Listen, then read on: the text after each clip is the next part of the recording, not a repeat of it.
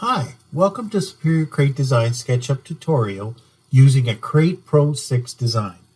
This tutorial was created in order to help you turn your SketchUp design to a layout for printing a drawing to give to your staff.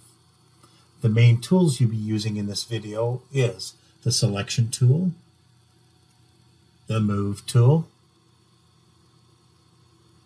the Orbit tool, the Rotate tool, and the Dimension tool.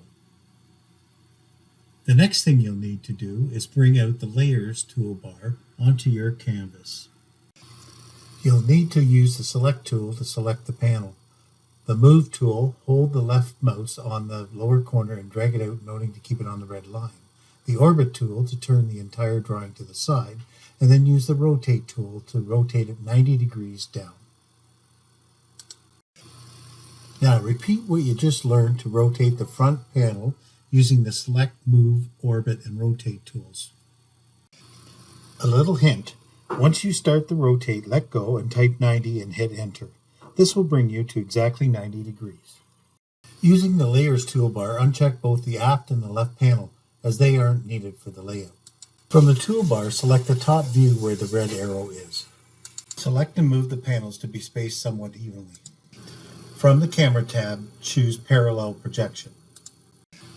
For dimensions, simply select one corner, and while holding the left mouse, drag across the opposite end you want the dimensions for, and let go. Repeat this for each dimension.